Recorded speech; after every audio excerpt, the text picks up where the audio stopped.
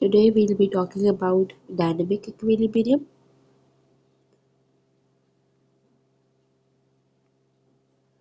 अब मैंने अपनी लास्ट वीडियोस में बताया है कि इक्विलिब्रियम होता क्या है. Equilibrium is a state when the chemical reaction gets balanced, right? The word equilibrium means balanced. Dynamic, the word dynamic means movement. मैंने पिछली वीडियोस में समझा दिया था कि इक्विलिब्रियम होता क्या है. डायनामिक इक्विलिब्रियम में बेसिकली होता क्या है कि जो फॉरवर्ड रिएक्शन का रेट है, फॉरवर्ड रिएक्शन और बैकवर्ड रिएक्शन मैंने आपको पिछली वीडियो में पढ़ाया है पार्ट 2 में. If you want to study them you can check those videos. Rate of forward reaction and backward reaction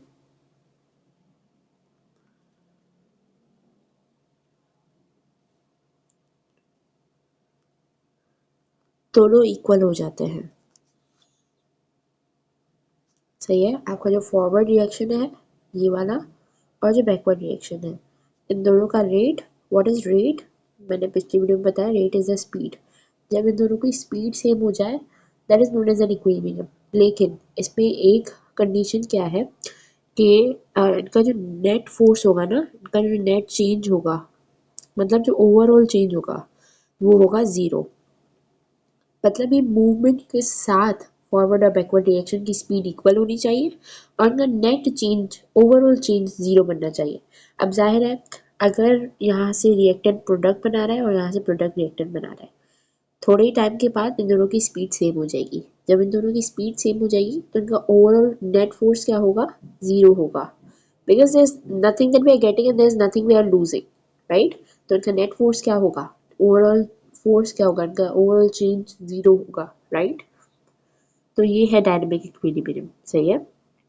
यहाँ पे कंटिन्यूसली जो रिएक्टेंट है वो प्रोडक्ट बनाएगा एंड साइमल्टेनियसली जो प्रोडक्ट है वो रिकम्बाइन होके क्या बनाएगा, रिएक्टेंट बनाएगा.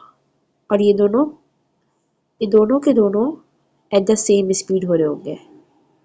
सही है.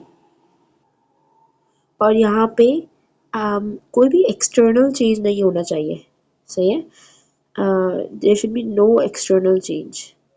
अब जब हम माइक्रोस्कोपिक प्रॉपर्टीज पढ़ेंगे डायनामिक इक्विलिब्रियम की, तो उनमें हम पढ़ेंगे कि एक्सटर्नल चेंजेस होते क्या हैं, लाइक प्रेशर, टेम्परेचर, ये चीज़ें होती हैं. तो ये चीज़ें को इफेक्ट नहीं करनी चाहिए. सही है. तो there should be no external change. But before that हम फॉरवर्ड और बैकवर्ड रिएक्शन के ग्राफ्स को देख लेते हैं. फॉरवर्ड रिएक्शन है फॉर एग्जाम्पल हमारे पास जो सिर्फ आगे जाएगा, which will not get backward.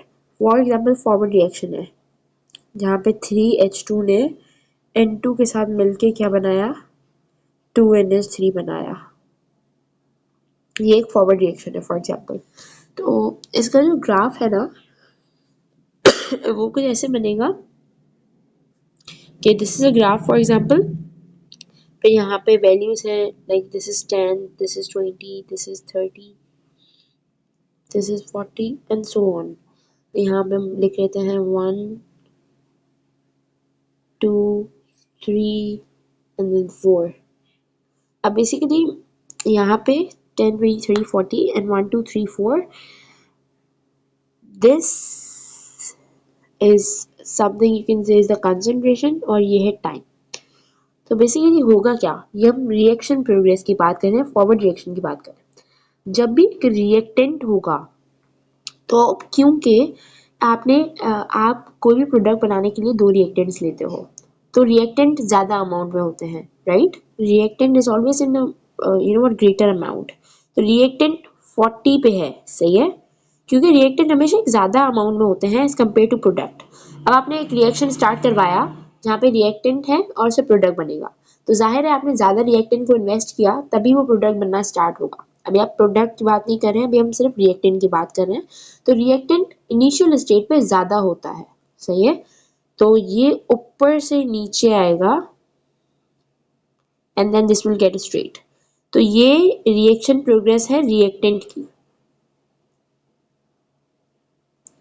Initially मेरे पास रिएक्टेंट ज़्यादा होता है तो इसलिए मैंने ग्राफ में रिएक्टेंट की अमाउंट हाईएस्ट अमाउंट पे रखी है विच इज़ 40.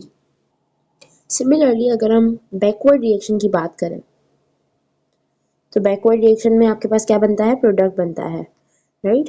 तो बैकवर्ड रिएक्शन की भी एग्जांपल तो सेम है, which is 3H2 and then N2 और वो बनके क्या बनाएगा 2NH3, सही है। अब बेसिकली इसमें क्या होगा, ये प्रोडक्ट की रिएक्शन प्रोग्रेस है।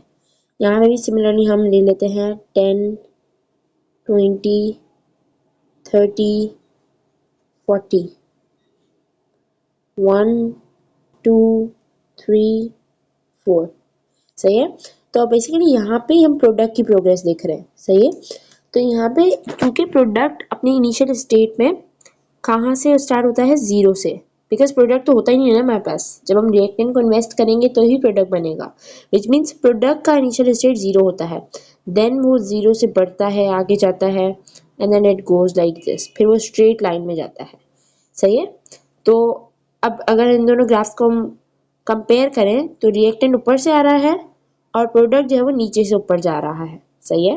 तो अगर हम इन दोनों का एक कंबाइंड ग्राफ बनाएं तो वो कहलाएगा ग्राफ ऑफ डायनेमिक इक्विलिब्रियम। ये हम बनाने हैं डायनेमिक इक्विलिब्रियम का ग्राफ। इसमें बेसिकली होगा क्या, ये आपके पास ग्राफ है exactly the same that we made before, हर चीज इसमें सेम ही होगी, 10, 20, 30, 40 and there can be multiple values. अभी जगह कम है तो I only made it till 50।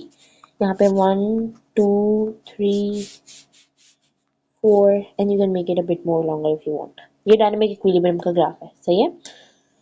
तो बेसिकली होगा क्या इसमें कि ये जो है, हमने क्या पढ़ा कि आपका जो प्रोडक्ट है वो यहाँ से जीरो से जाता है, सही है।